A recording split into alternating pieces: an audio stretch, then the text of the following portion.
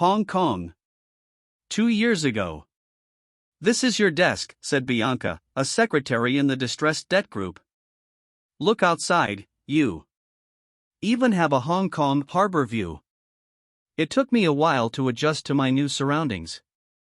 Goldman Sachs in Hong Kong is located at the Chung Kong Center skyscraper in Central, occupying the 60th to the 68th floors.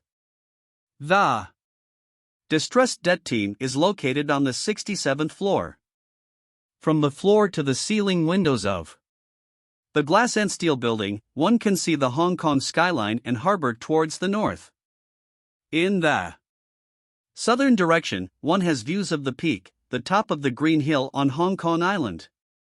Hong Kong is an ex-British colony, now under Chinese control. The British exited in 1997, but left behind one of the most modern, developed and efficient cities in the world. Consisting of the Hong Kong Island, the Kowloon Peninsula and New Territories, this city of 7 million inhabitants is one of the busiest global financial centers. Compact, brightly lit and buzzing, Hong Kong overwhelms you upon arrival with its insomnia and beehive activity. A company broker will call you to help with the house hunting, Bianca continued. And here are some other helpful contacts. She gave me a file of all the people who would help me in my relocation. Neil will meet you in his office at 9, Bianca said and left. I logged into my computer, arranged the stationery on my desk. I put up a few family pictures on my cubicle walls. At 9, I walked up to Neil's corner office. Ah, Radhika. Come right on in, Neil said. He wore a white shirt, silver cufflinks, and a blue Hermes skinny tie. I had not seen him since associate training 2 years ago. His office had panoramic vistas of Hong Kong. The sunshine pouring into the room made his skin glow. He gave me a firm handshake. Thank you for having me in your group, I said. It's our pleasure. We don't normally get high performers from New York here. How are you? Settling in? I am good. Just arrived over the weekend. Where are you staying? Shangri-La. Nice. Hey, did you have any breakfast? Want to step over to the breakout area for a coffee? Sure, I said.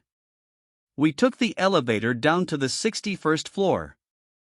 The Goldman breakout area is a cafe of sorts, where the staff often take a break for meals. Neil and I went up to the counter person. Neil turned to me. What would you like? Whole wheat toast. With peanut butter and honey, I said.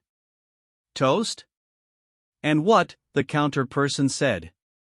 Peanut butter and honey, I said. Huh, she said. FAA sang Zoing Mat Ngoy, Neil said. The woman smiled and nodded. Thanks, I said. No issues. I don't really speak Cantonese. But learning a few words is never a bad idea. Neil said. He ordered a black coffee and bagel for himself. We took our food and sat at a window-facing table. He briefed me about the group. We are 10 professionals here. It isn't as large as New York. However, we are growing faster than any other Goldman office. I nodded and listened with full attention. You will work with Josh Ong and Peter Wu. They look after China and Korea respectively. There may be special deals from time to time you might get pulled into. Looking forward to it, I said. Good. We have a morning team meeting every day at 8. That is when everyone talks about their deals. Okay. I want you to speak up. I encourage people to raise questions so we challenge each other. Neil said. Of course. Feel free to come into my office. Josh is your immediate boss, but we don't really believe in formal roles here. There's some peanut butter on your lip. Oh, really? I said and wiped my lip with a tissue. I am sorry. The other side. I shifted the tissue and felt my face turn red. Neil smiled. He looked even more gorgeous when he smiled. Welcome to Hong Kong, he said. We have a Bank of East Asia distressed debt auction coming up. There are 50 loans, sold as I. Portfolio. Bids due in 2 weeks, Josh said at the morning meeting. 2 weeks? That's tight, Peter said. All banks accumulate bad loans over time. Sometimes the bank feels it is easier to sell off those loans at a discount rather than chase the borrowers. To speed up things, they sell those loans as a portfolio, or in a bunch.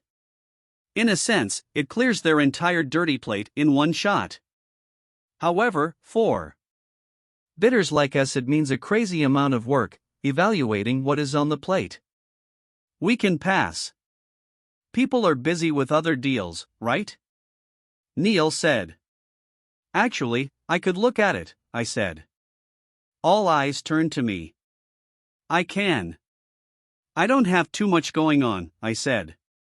It is 50 companies. You'll have to go through them all. You sure? Josh said in his mixed American and Chinese accent. We have 2 weeks. I can work weekends too, I said. I could spare 2 days too, Peter said. So can I, said Simon, another Taiwanese analyst in the group. Neil tapped his fingers on the conference room table. Let's do it, he said finally, and stood up to signal the end of the meeting. For the next 2 weeks, I camped in my cubicle. Boxes of documents to be reviewed for they bids surrounded me. I only went back to the hotel to sleep, shower and change. One Friday night I didn't even do that. I worked straight through the night and watched the Saturday morning sunrise from the office window. Radhika, what are you doing here? Neil's voice startled me. I turned around. In workout clothes, he looked different from his usual formal self. He was wearing a black Under Armour t-shirt, a brand that reminded me of debut. The portfolio work had kept him off my thoughts over the last few days. But now I felt pain flood my heart. When will I get over that man? I wondered. Good morning, Neil, I said. Just wrapping up the bid. We'll have it ready Monday morning. You have dark circles under your eyes. Did you even go back last night? I smiled and shook my head. This is too much, Radhika. You have to maintain a balance. He placed his hand on the edge of my cubicle door. I could see his bicep flex through his sleeve. Going to the gym? I said. I'm going on a mountain hike. I prefer working out outdoors. That sounds like fun. Yes. More than half of Hong Kong is country parks. Beautiful hikes. I have heard. Hope you see a bit of this city and not just this office. I will. Just want this portfolio out of the way, I said and then covered my mouth as I yawned. Radhika, you need to go home. I will. Soon. What brings you to the office? Left my mobile phone behind yesterday. Just picking it up for the hike. He went into his office and came out after a few minutes. He saw me staring at my spreadsheet. Still here? Go rest. I smiled. 20 more minutes. Tops, I said. I'm leaving. Good work, Radhika. Thanks. Bye, Neil, have a nice hike, I said, eyes on my monitor. He walked away from me and paused. He turned around and came back. Radhika, there's something I want to tell you. Okay, I said and shifted my gaze to him. There's a confidential deal. Some distressed companies don't like the world to know they are in distress. It can affect their business. Sure, I understand, I said. This one is in the Philippines. Only the Goldman Sachs Asia head and I know about it. I can't even discuss it in the morning meeting. Oh, okay, I said. I need an associate on the deal. Would you like to be on it? The prospect of more work in my current exhausted state made me feel even more tired. However, to be in a confidential deal and work with a partner meant a lot. Sure, I said. What's the timing? You finish the bid. Then I will brief you. We'll also need to meet the company people. Sure. What sector is it? I'll tell you. Real soon. Bye now. And get out of here fast, he said.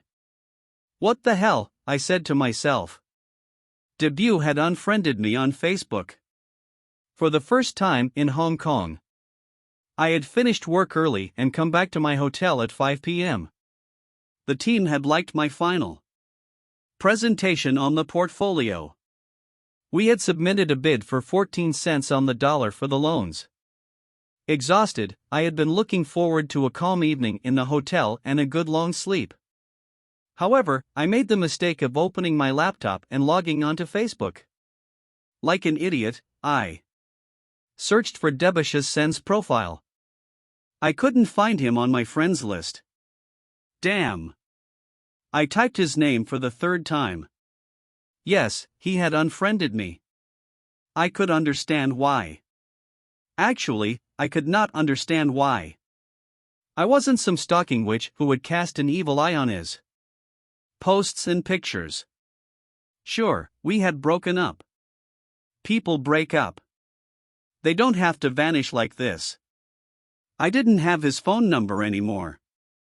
I had deleted all his previous emails. I felt like calling Avinash to ask for Debut's contacts again. I stopped myself and turned on the TV instead. Most of the channels were in Chinese. One channel showed a soap opera. I couldn't understand one word. However, I saw a girl on the screen cry, probably for her lost love. I don't know what it triggered in me, but I joined her. I clutched my pillow tight and cried.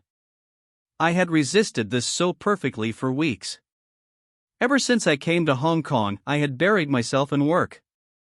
I thought I had made great progress with my breakup. Now I was back to square one. Why did he unfriend me? I cried even more.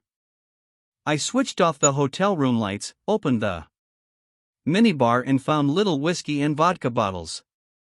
I drank 4 of them, bottoms up, and lay down in bed. My head hurt as it sifted through images of Debut.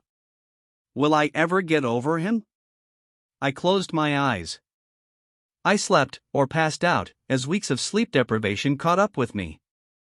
I woke up as my phone rang. I had a bad headache. I opened one eye and saw the caller. It was Neil. Damn. Damn. Damn.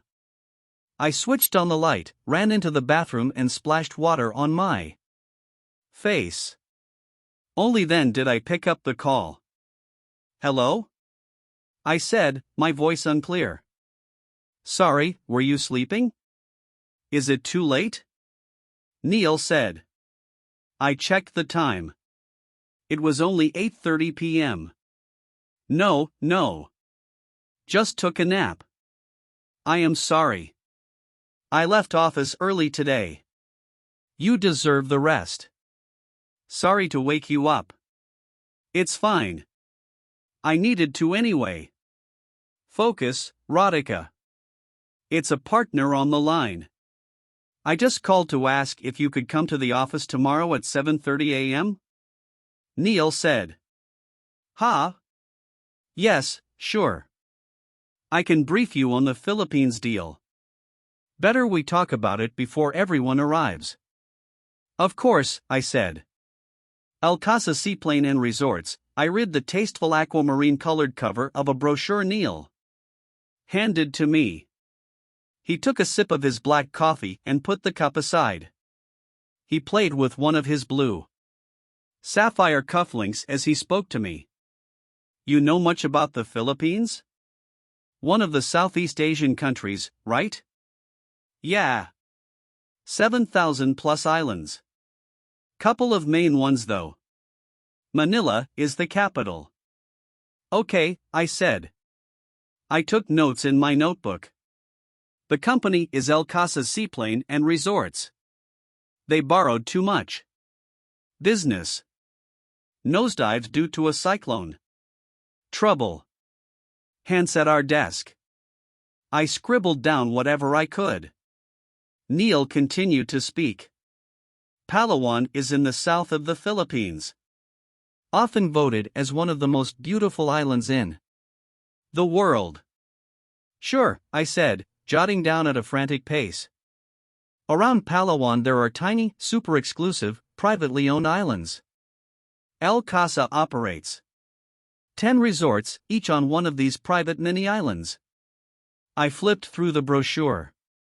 It had stunning aerial pictures of the boutique tropical island resorts.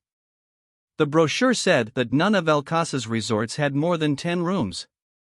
It says rooms are $1,000 a night, I said, surprised. Neil smiled. Yes, so it is mostly super rich foreign tourists. Locals can't afford it. How does one even get there? I said. You fly from Manila to Palawan, and then take one of the company's seaplanes to the resorts. Expensive operation, I said. Yes. So when business takes a nosedive it gets really tough, Neil said. Neil told me that Typhoon Haiyan, one of the deadliest tropical cyclones, had hit the Philippines last year. It had left thousands dead. The country had still not recovered from it. High-end tourists still avoided the Philippines, making El Casa suffer. I took notes as Neil continued to talk. Owner is Marcos Sereno. 50 years old, first generation, liquor baron. Tough businessman. Respected in the community. El Casa is a passion project for him. So he is touchy about the world. Finding out it failed. You have the financials? I said. Neil slid a 5-inch thick set of documents towards me. This contains everything.